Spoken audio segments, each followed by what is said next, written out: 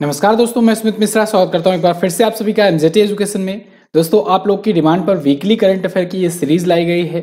आप लोग कमेंट करते रहते हो कि वीकली में भी आपका रिवीजन होना चाहिए, तो बिल्कुल आपकी रिवीजन के लिए वीकली करंट अफेयर लेकर के मैं आ चुका हूं। पूरा डिटेल्स के साथ होने वाली है वीडियो, तो आप लोग पूरा एंड तक देखिएगा। इस वीडियो में हम लोगों ने टॉप 30 क्वेश्चंस को सिलेक्ट किया है जो कि मोस्ट इंपॉर्टेंट है एग्जाम के प्रोस्पेक्टिव से। तो पूरी वीडियो आपको एंड तक देखनी है। इसकी क्विज वगैरह अगर आपको चाहिए तो क्विज भी मिल जाएगी, आपको क्विज मिलेगी आपको हमारे एप्लीकेशन एमजेटी ऐप पर। वहीं पर दोस्तों बहुत सारे पेड बैचेस भी आए हुए हैं, इनके बारे में भी आप पता कर सकते हैं। जैसे जीके जीएस बैच है, ये सबसे शानदार बैच है। इसमें आपको geography, economy, history, polity, current affair, science, बहुत सारी चीजें मिलने वाली हैं, वो भी 2 ईयर की वैलिडिटी के साथ। साथ ही साथ आपको फ्री पीडीएफ और फ्री करंट अफेयर की ई बुक भी मिलेगी 2 सालों तक। तो इस पर जाइए, पता कीजिए। अभी 50% का एक्स्ट्रा डिस्काउंट ऑफर चल रहा है, तो आप इस डिस्काउंट ऑफर का फायदा उठा सकते हैं। कूपन कोड में डाल दीजिएगा इंडिया 50, INDIA 50। तो इंडिया 50 आप डालेंगे कूपन कोड तो आपको मिलेगा ऑफर। तो चलिए शुरू करते हैं। सबसे पहला क्वेश्चन देखते हैं। हाल ही में किस राज्य में 44वां कोक बरोक दिवस मनाया गया? तो अभी हाल ही में दोस्तों 44वां कोक बरोक दिवस मनाया गया त्रिपुरा में। कोक बरोक दिवस दोस्तों एक्चुअली में वहां पर एक महोत्सव के रूप में मनाया जाता है, वो त्रिपुरी भाषा के रूप में मनाया जाता है। कोक बरोक एक प्रकार से भाषा दिवस ही है। कोक बरोक भाषा को याद करते हुए त्रिपुरा के लोग इसे मनाते हैं। इस बार 44वां इसका संस्करण था। 19 जनवरी को त्रिपुरा भर में मनाया गया है। अगला देखते हैं। हाल ही में international association of working women award किसने जीता? तो international association of working women का अवार्ड जीत लिया है सुष्मिता सेन ने। सुष्मिता सेन दोस्तों यहां पर आपको इमेज में दिख रही हैं, ये इंडिया की पहली मिस यूनिवर्स बनी थी। भारत की पहली मिस यूनिवर्स विजेता थी। 1994 में ये जीती हुई थी। अभी तक केवल 3 मिस यूनिवर्स विजेता आ चुकी हैं, लारा दत्ता और हरनाज संधू। तो इनके भी बारे में आपको याद होना चाहिए। हरनाज संधू इस बार 2021 में जीती हैं, लारा दत्ता 2000 में जीती थी। फिलहाल सुष्मिता सेन की बात करें तो इनको ये अवार्ड मिला है। इनकी एक वेब सीरीज है आर्या 2, इसका सेकंड सीजन आया हुआ है आर्या 2, ठीक है। फर्स्ट सीजन का नाम था आर्या और सेकंड सीजन जो आया हुआ है उसके शो के लिए इन्होंने जीता हुआ है। इसको डायरेक्ट किसने किया था? राम माधवानी ने। हॉटस्टार पर आया हुआ है ये वेब सीरीज। अगला क्वेश्चन। हाल ही में विमोचित पुस्तक the legend of Birsa Munda किसके द्वारा लिखी गई है? तो the legend of Birsa Munda लिखा है दोस्तों तुहिन ए सिन्हा ने। तुहिन ए सिन्हा ने इसे अंकिता वर्मा के साथ मिलकर के लिखा हुआ है। तो अगर आप यहाँ पर ऑप्शन में देखेंगे क्योंकि दोनों का नाम लिखा हुआ है, तो आप बोथ ऑफ द वेब लगा देंगे। तुहिन ए सिन्हा और अंकिता वर्मा दोनों ने मिल करके the legend of Birsa Munda पुस्तक लिखी है। बिरसा मुंडा जी एक्चुअली में दोस्तों एक क्रांतिकारी थे और ये आदिवासी समूहों के क्रांतिकारी थे, लीडर थे उस टाइम पर, स्वतंत्रता संग्राम सेनानी थे। तो इन्होंने जो आदिवासियों के लिए किया, आदिवासी इस वजह से जो आदिवासी कम्युनिटी है इन्हें भगवान के रूप में पूजती है। तो इनकी ये बायोग्राफी है एक प्रकार से कहें। उड़ीसा राउरकेला में दोस्तों इनके नाम से एक इंटरनेशनल स्टेडियम बनाया गया है, हॉकी स्टेडियम है। भारत का सबसे बड़ा हॉकी स्टेडियम है, बनाया जा रहा है अभी। यहीं पर 2023 का हॉकी विश्व कप भी होने वाला है। अगला क्वेश्चन देखते हैं। किस राज्य में संत रामानुजाचार्य की 216 फीट की ऊंची प्रतिमा का अनावरण किया जाएगा? तो दोस्तों 5 फरवरी को प्राइम मिनिस्टर नरेंद्र मोदी जी तेलंगाना में संत रामानुजाचार्य की 216 फीट ऊंची प्रतिमा का अनावरण करने जा रहे हैं, इसका उद्घाटन करने जा रहे हैं। ये दोस्तों स्टैचू ऑफ इक्वलिटी के नाम से जानी जाएगी। किस नाम से? स्टैचू ऑफ इक्वलिटी, ठीक है। बहुत ही इंपॉर्टेंट नाम है, आपको न याद रखना है। स्टैचू ऑफ यूनिटी तो आप जानते ही हो, ये स्टैचू ऑफ इक्वलिटी होगी। ये 11वीं सदी के संत और क्रांतिकारी समाज सुधारक रामानुजाचार्य जी की जयंती के अवसर पर लॉन्च किया जाएगा। 1000 करोड़ की लागत से बनाया गया है। 45 एकड़ में 216 फीट की ऊंचाई पर हैदराबाद तेलंगाना के शमशाबाद में बनाया जा रहा है। तो स्टैचू ऑफ इक्वलिटी नाम आपको याद रखना है। ये दुनिया की दूसरी बैठी हुई सबसे बड़ी प्रतिमा होगी, ठीक है। अगला देखते हैं। 2022 की पहली ब्रिक्स शेरपा बैठक की अध्यक्षता किसने की? तो 2022 में ब्रिक्स शेरपा की बैठक की पहली अध्यक्षता की है चाइना ने। एक्चुअली में दोस्तों ब्रिक्स का जो संगठन एक प्रकार से कहें समिट जो हुआ करती है, ये बिल्कुल सीरियल वाइज हुआ करती है। पिछली बार इंडिया ने किया था, 13वां संस्करण था। तो इस बार चाइना अध्यक्षता करेगा 14वां संस्करण की। तो वर्ष भर में जो भी बैठक होगी, ये शेरपा बैठक थी, अभी जो भी बैठक होगी वो सबकी बैठक की मेजबानी कौन करेगा? चाइना ही करेगा। और अगली साल साउथ अफ्रीका करेगा। ब्रिक्स देशों के बारे में तो आप जानते ही हो। तो फिलहाल यहाँ पर 18 से 19 जनवरी के बीच में ये बैठक हुई, इसको आपको याद रखना है। ब्रिक्स के बारे में अगर बात करें 2006 में स्थापित हुआ था, पहली बैठक 2009 में हुई। रसिया इसकी मेजबानी किया था पहली बैठक की, ये भी क्वेश्चन पूछा गया है एग्जाम में कि पहली बैठक जो हुई उसकी मेजबानी कौन किया था, तो रसिया किया था। 2010 में दक्षिण अफ्रीका जुड़ा और तब से ये ब्रिक्स हो गया। पहले ये ब्रिक के नाम से जाना जाता था, बाद में ये ब्रिक्स हो गया। इसकी बैंक का नाम है न्यू डेवलपमेंट बैंक, NDB, ठीक है। तो ब्रिक्स की वो बैंक है, याद रखेंगे आप। अगला क्वेश्चन, 23 जनवरी को सुभाष चंद्र बोस जी की जयंती पर कौन सा दिवस मनाया जाता है? तो दोस्तों सुभाष चंद्र बोस जी की जयंती के अवसर पर पराक्रम दिवस मनाता है पूरा भारत।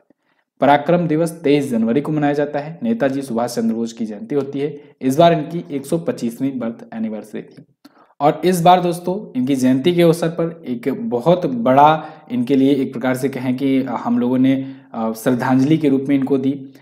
इंडिया गेट पर नेताजी सुभाष चंद्र बोस जी की प्रतिमा बनाई जा रही है। अमर जवान ज्योति को वहां से हटा करके नेशनल वार मेमोरियल में शामिल कर दिया गया है, ठीक है, विलय कर दिया गया है और इंडिया गेट पर नेताजी सुभाष चंद्र बोस जी की मूर्ति लगवाई जा रही है। तो ये आपको याद रखना है।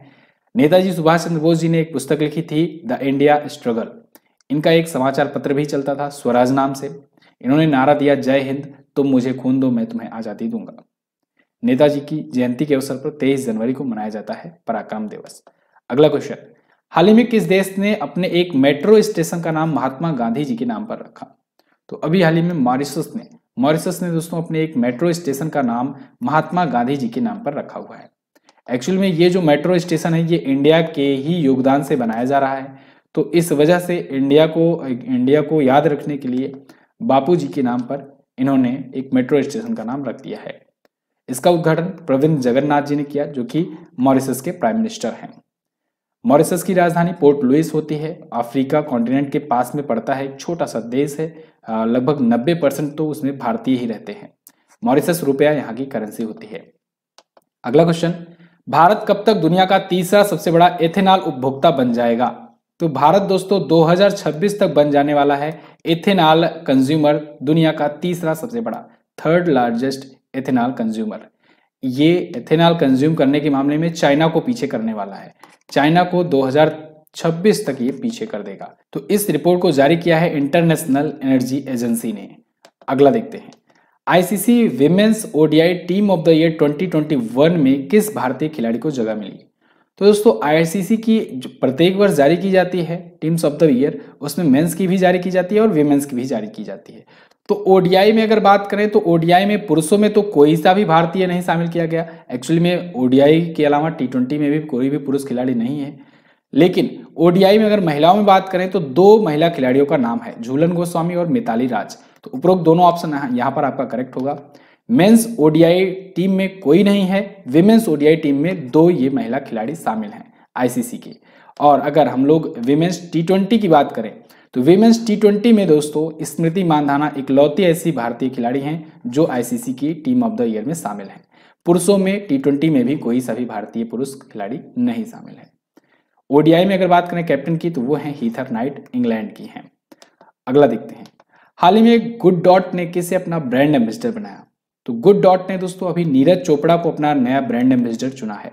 नीरज चोपड़ा आप सबको पता होगा, एथलेटिक्स में भारत को गोल्ड दिलाने वाले, इकलौता गोल्ड दिलाने वाले ओलंपिक में ये खिलाड़ी हैं और इन्होंने भारत को ओलंपिक में गोल्ड दिलाया 7 अगस्त को। इस वजह से 7 अगस्त को अब से मनाया जाएगा भाला फेंक दिवस, राष्ट्रीय भाला फेंक दिवस, याद रखना है। गुड डॉट ने इन्हें अपना ब्रांड एम्बेसडर बनाया है। इसके अलावा दोस्तों टाटा AIA के भी ये ब्रांड एम्बेसडर हैं, ये भी आपको नहीं भूलना चाहिए। अगला देखते हैं, किस राज्य के मुख्यमंत्री ने अपना कांगड़ा ऐप लॉन्च किया? तो अभी हाल ही में हिमाचल प्रदेश के सीएम ने अपना कांगड़ा ऐप लॉन्च किया है। हिमाचल के प्रदेश के जो सीएम हैं करंट टाइम पर, जयराम ठाकुर जी, उन्होंने ये एप्लीकेशन लॉन्च किया है। ये एप्लीकेशन जो पर्यटक आते हैं उनको अच्छा एक्सपीरियंस देने के लिए ये लॉन्च किया गया है। साथ ही साथ वहाँ के जो हैंडलूम वर्कर्स हैं, जो कला बनाते हैं, जो हस्तशिल्प की बिक्री करते हैं, उनको भी बढ़ावा मिलेगा इससे, ठीक है। यानी कि कहें कि रीजनल या लोकल जो चीज़ें होंगी, प्रोडक्ट बनेंगे, उनको भी प्रमोट किया जाएगा। अभी हाल फिलहाल में दोस्तों एक GI टैग भी मिला था लाहौली जुराब और दस्तानों को, ये भी आप याद रखेंगे। अगला क्वेश्चन देखेंगे, आईसीसी महिला क्रिकेटर ऑफ द ईयर का अवार्ड किसने जीता? तो आईसीसी ने क्रिकेटर ऑफ द अवार्ड्स की भी घोषणा की है और women's cricketer of the year का अवार्ड जीता है दोस्तों भारत की स्मृति मानधना ने। यहाँ पर आपको इमेज में दिख रही है स्मृति मानधना, भारत की ये महिला स्टार खिलाड़ी हैं, क्रिकेटर हैं और इनको ये अवार्ड मिला हुआ है। अच्छा, इसमें कई प्रकार से अवार्ड मिले हैं, यहाँ पर लिस्ट में दिया हुआ हूँ। जैसे सर गारफील्ड सोबर्स ट्रॉफी, ये मेंस क्रिकेटर को दी जाती है। शाहीन आफरीदी जो कि पाकिस्तान के बॉलर हैं, इनको मिला है ये अवार्ड। राचेल हेहू फ्लिंट ट्रॉफी, ये दिया जाता है विमेंस को, स्मृति मानधना ने इसे जीता हुआ है, जिसे हम लोग कहते हैं क्रिकेटर ऑफ द ईयर का अवार्ड विमेंस के लिए। मेंस टी20 इंटरनेशनल का अवार्ड जीता है मोहम्मद रिजवान ने, पाकिस्तान के हैं। विमेंस टी20 इंटरनेशनल का क्रिकेट जीता टैमी ब्यूमेंट ने। Men's one day cricketer of the year Babar Azam.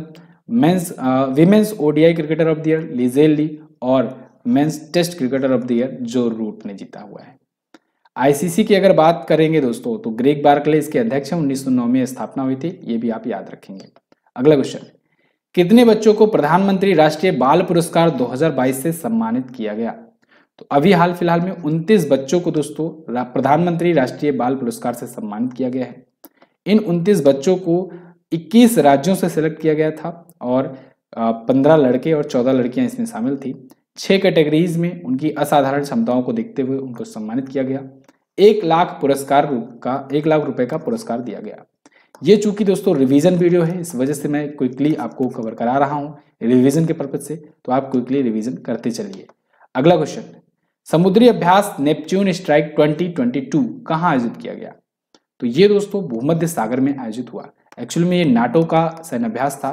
NATO यानी कि होता है नॉर्थ अटलांटिक ट्रीटी ऑर्गेनाइजेशन, तो नॉर्थ अटलांटिक ट्रीटी ऑर्गेनाइजेशन के सदस्य देशों के बीच में ये हुआ, भूमध्य सागर में ये हुआ अभ्यास।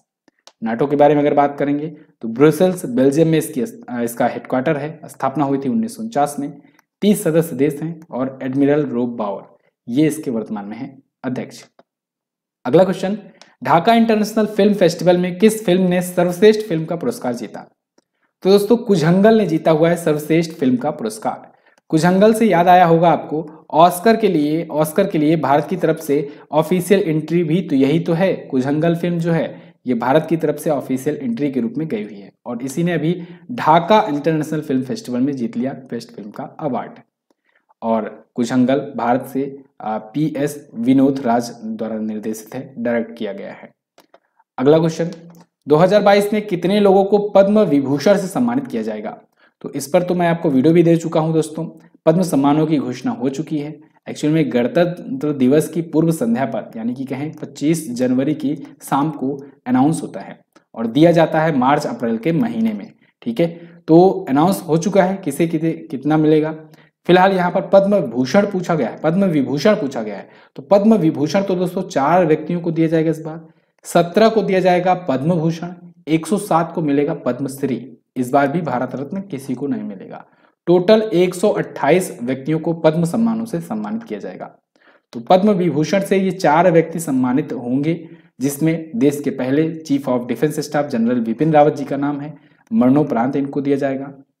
इसके अलावा यूपी के पूर्व सीएम और बीजेपी की दिग्गज नेता कल्याण सिंह जी को भी मरणोपरांत दिया जाएगा। गीता प्रेस गोरखपुर के अध्यक्ष राधेश्याम खेमका को भी मरणोपरांत दिया जाएगा और प्रभा अत्रे को, जो कि बहुत ही फेमस शास्त्रीय गायिका हैं, इनको दिया जाएगा। ये एकमात्र जीवित व्यक्ति होंगे ये सम्मान से सम्मानित होने वाली, बाकी तीनों को मरणोपरांत दिया जाएगा। ओके, अगला, अच्छा बाकी चीजें मैं आपको बता चुका हूँ। राष्ट्रपति भवन में राष्ट्रपति की जी के द्वारा दिया जाता है, मार्च अप्रैल के महीने में दिया जाता है। सब कुछ अगर ठीक रहा तो, नहीं तो फिर आगे शिफ्ट भी किया जा सकता है। अगला क्वेश्चन, भारत की पहली पैरा बैडमिंटन अकेडमी कहाँ खोली जाएगी? तो यह स्थापित होगी दोस्तों लखनऊ में। लखनऊ उत्तर प्रदेश में इंडिया की पहली पैरा बैडमिंटन एकेडमी ओपन की जाएगी। इसका मेन पर्पज यही होगा कि ओलंपिक में पैरा एथलीट्स के द्वारा ज़्यादा से ज़्यादा मेडल आए जाएं और पैरालंपिक में भी इंडिया में और सुधार देखने को मिले। भारत के पैरा बैडमिंटन टीम के कोच, मुख्य राष्ट्रीय कोच हैं गौरव खन्ना। अगला क्वेश्चन, हाल ही में किस यूट्यूबर को भारत का पहला UNDP यूथ क्लाइमेट चैंपियन बनाया गया? तो दोस्तों अभी हाल ही में प्रजाक्ता कोली, यहाँ पर जो आपको इमेज में दिख रहे हैं ये हैं प्रजाक्ता कोली, इनको UNDP के यूथ क्लाइमेट का दोस्तों बनाया गया है global ambassador, youth climate champion बनी है ये। इनको क्लाइमेट के बारे में अवेयरनेस फैलाने के लिए, यूथ के बीच में खास करके अवेयरनेस फैलाने के लिए बनाया गया है। यूथ क्लाइमेट चैंपियन बनाया गया है। ये यूट्यूब की क्रिएटर्स फॉर चेंज पहल की भी ये ग्लोबल एम्बेसडर हैं। अगला, हाल ही में किसने देश का पहला जिला सुशासन सूचकांक लॉन्च किया? तो दोस्तों अभी हाल ही में हमारे गृह मंत्री अमित शाह जी ने देश का पहला जिला सुशासन सूचकांक लॉन्च किया है। अभी आपको याद होगा, अगर सुशासन एक इंडेक्स लॉन्च किया था इन्होंने ही, सुशासन इंडेक्स जो लॉन्च किया था इन्होंने, सुशासन इंडेक्स या सुशासन सूचकांक जो लॉन्च किया था राज्यों के लिए, उसमें टॉप पर रहा था दोस्तों गुजरात। टॉप पर गुजरात रहा था, ये भी आपको याद होना चाहिए। ये सुशासन दिवस के अवसर पर लॉन्च किया गया था। सुशासन दिवस कब मनाया जाता है? 25 दिसंबर को मनाया जाता है, जब दोस्तों अटल बिहारी वाजपेयी जी की जयंती होती है। तो उस टाइम पर सुशासन दिवस के अवसर पर सुशासन इंडेक्स इन्होंने लॉन्च किया था, और अभी जम्मू कश्मीर के लिए जिला सुशासन सूचकांक इन्होंने लॉन्च किया, गृह मंत्री अमित शाह जी ने। ये वर्तमान में सहकारिता मंत्री भी हैं, केंद्रीय सहकारिता मंत्रालय भी ये संभाल रहे हैं। ठीक है, तो सहकारिता मंत्री भी आप कहेंगे इनको, नया मंत्रालय जुड़ा है, नाम याद होना चाहिए। तो फिलहाल जम्मू कश्मीर के लिए ये जिला सूचकांक जारी किया गया है, सुशासन सूचकांक। इसमें टॉप 5 जो जिले हैं उसमें जम्मू है, डोडा है, सांबा है, पुलवामा है और श्रीनगर है।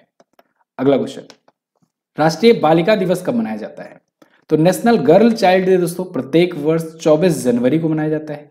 ये इंदिरा गांधी जी की याद में मनाया जाता है।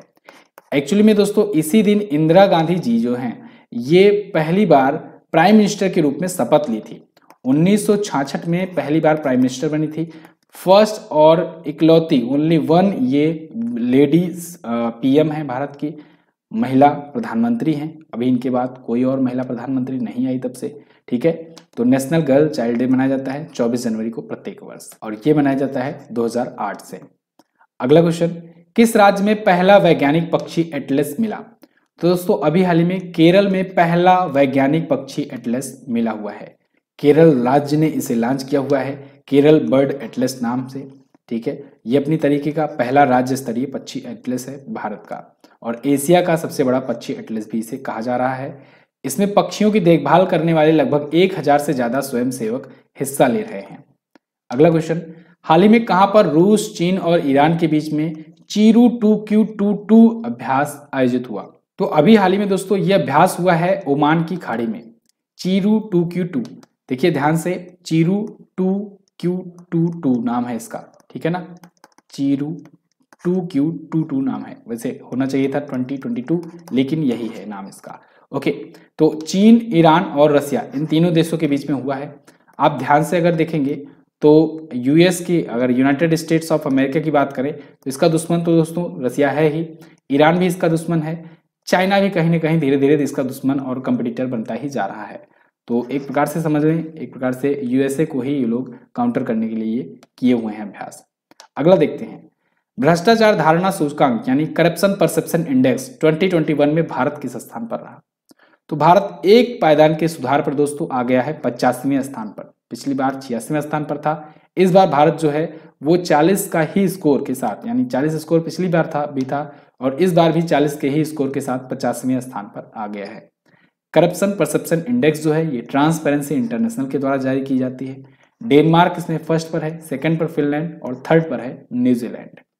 अगला क्वेश्चन, ब्रांड फाइनेंस 2022 के अनुसार दुनिया की सबसे मूल्यवान कंपनी कौन बनी? तो दुनिया की सबसे मूल्यवान कंपनी एक बार फिर से एप्पल ही बनकर के आई हुई है। एप्पल के बाद बात करें तो अमेजन है, जस्ट पीछे लगी हुई है, ज्यादा अंतर नहीं है। 350 बिलियन डॉलर ये है और 355 बिलियन डॉलर एप्पल का है। थर्ड पर गूगल है, फोर्थ पर है माइक्रोसॉफ्ट, 5 पर है वॉलमार्ट। अगर फास्टेस्ट ग्रोइंग ब्रांड के बारे में बात करें तो टिकटॉक जो है ये फास्टेस्ट ग्रोइंग ब्रांड बना हुआ है। 215% की ग्रोथ हुई है इसकी पिछले वर्ष में। ओके, अच्छा अगर बात करें इंडिया में कौन सी कंपनी कोई है क्या इस लिस्ट में टॉप 500 की, तो बिल्कुल टॉप 100 में भी एक कंपनी ने जगह बनाई है, टाटा ग्रुप ने। टाटा ग्रुप भारत और दक्षिण एशिया में सबसे मूल्यवान ब्रांड बनकर के उभरा हुआ है। इसने टॉप 100 में जगह बनाई है। टॉप 100 में देश का इकलौता ये ब्रांड है। 78वीं इसकी ग्लोबल रैंक है। अगला, हाल ही में लखनऊ आईपीएल की टीम का नया नाम क्या रखा गया? तो लखनऊ आईपीएल टीम, आपको पता होगा नई आईपीएल टीम ये जुड़ी हुई है। लखनऊ और अहमदाबाद की टीम जो है अब से जो है ये अहमदाबाद अब से जो है 10 टीमें आईपीएल में खेला करेंगी। तो इसमें लखनऊ जो है इसने अपना नया नाम रखा है अपनी टीम का। इसका टीम का नाम है लखनऊ सुपर जायंट्स। अहमदाबाद ने अभी ऑफिशियल कोई अनाउंसमेंट ऐसा नहीं किया है। और सबसे इंपॉर्टेंट बात, 15वें संस्करण की स्पॉन्सरशिप टाटा को मिल गई है। टाटा कंपनी को मिल गई है टाइटल स्पॉन्सरशिप आईपीएल की। तो अब की बार आप कहेंगे टाटा आईपीएल 2022। अगला, दुनिया की दूसरी सबसे बड़ी आईटी कंपनी कौन बनी?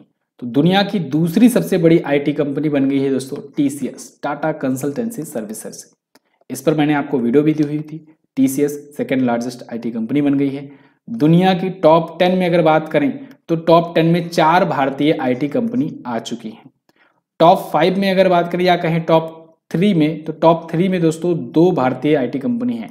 देखिए, टाटा कंसल्टेंसी सर्विसेज जो है ये सेकंड पोजीशन पर है, थर्ड पर इन्फोसिस है, फर्स्ट पर एसेंचर बनी हुई है, पिछली बार भी थी, इस बार भी है। ये अमेरिका की है 36.2 बिलियन डॉलर के साथ में। इन्फोसिस थर्ड पर है, इसके बाद आईबीएम फोर्थ पर है, और फिर यहाँ पर आप विप्रो देखेंगे, विप्रो भी भारत की ही कंपनी है। ये दोस्तों 7वें पायदान पर है, 7th पोजीशन पर है। और वहीं 8वें नंबर पर है एचसीएल जो है ये 8वें पोजीशन पर है। ये 4 भारतीय कंपनियां हैं। टीसीएस के बारे में बात करें तो 1968 में स्थापित हुआ था, मुंबई में हेडक्वार्टर है और चेयरमैन है नटराजन चंद्रशेखरन। अगला question, tennis tournament Maharashtra open 2022 का शीर्षक प्रायोजक कौन है? तो इसका टाइटल स्पॉन्सर एक बार फिर से टाटा मोटर्स बन गया है। टाटा मोटर्स चौथे साल के लिए ये बना हुआ है महाराष्ट्र ओपन टेनिस टूर्नामेंट के लिए टाइटल स्पॉन्सर। महाराष्ट्र में ये होता है। ओके, तो ये 31 जनवरी से 6 फरवरी के बीच में आयोजित होगा बलवाड़ी स्टेडियम में। दक्षिण एशिया का ये एकमात्र एटीपी टूर्नामेंट होता है। तो टाटा ग्रुप के द्वारा, टाटा ग्रुप का ही एक यूनिट है टाटा मोटर्स, उसके द्वारा इसको टाइटल स्पॉन्सर किया जाएगा। ठीक है, इसके टाइटल को स्पॉन्सर किया जाएगा। अगला क्वेश्चन, पहले भारत मध्य एशिया शिखर सम्मेलन की मेजबानी किसने की? तो दोस्तों, पहले भारत मध्य एशिया शिखर सम्मेलन की मेजबानी की है नरेंद्र मोदी जी ने। भारत के प्राइम मिनिस्टर नरेंद्र मोदी जी ने अभी हाल ही में वर्चुअल समिट की है 5 जो मध्य एशियाई देश हैं उनके बीच में। कौन कौन से? कजाकिस्तान, तजाकिस्तान, किर्गिस्तान, तुर्कमेनिस्तान और उज्बेकिस्तान। एक्चुअली में ये 5 जो मध्य एशियाई देश के जो रिप्रेजेंटेटिव हैं, ये 26 जनवरी को आने वाले थे मुख्य अतिथि के रूप में भारत में। लेकिन कोविड-19 के कारण भारत का दौरा इन्होंने रद्द कर दिया था। जैसे पिछली बार भी कोई नहीं आया था, बोरिस जॉनसन आने वाले थे, नहीं आए थे, ऐसे इस बार भी 26 जनवरी पर मुख्य अतिथि के रूप में कोई नहीं आया। तो फिर भारत ने सोचा चलो वर्चुअल समिट ही कर लेते हैं। वैसे यहाँ पर आते तो फिर समिट होती ही, लेकिन वर्चुअल समिट ही भारत ने किया। कारण ये था कि भारत चाहता है कि मध्य एशियाई देशों के बीच में व्यापार अच्छा हो, भारत उनको हथियार वगैरह एक्सपोर्ट करना भी शुरू करे, तो इससे और भी बहुत सारे व्यापार के रास्ते खुल जाएंगे। तो इस वजह से ये बहुत ही इंपॉर्टेंट समिट थी, बहुत ही इंपॉर्टेंस रखता है ये मीटिंग। ओके, अगला देखते हैं। हाल ही में आंध्र प्रदेश राज्य सरकार ने कितने नए जिलों के गठन की मंजूरी दी? तो आंध्र प्रदेश राज्य सरकार ने 13 और नए जिलों के गठन की मंजूरी दी है। 13 जिले यहाँ पर पहले से थे, 13 और जुड़ गए, अब टोटल 26 जिलों की संख्या हो गई आंध्र प्रदेश में।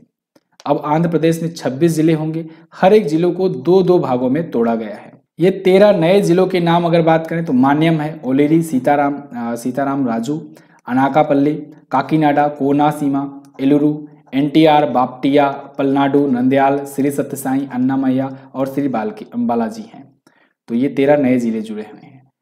आंध्र प्रदेश दोस्तों वही राज्य है जहां पर 5 डिप्टी सीएम हैं। इसके अलावा वही राज्य है जहां पर 3 राजधानियां होने के लिए प्रस्ताव आया हुआ था।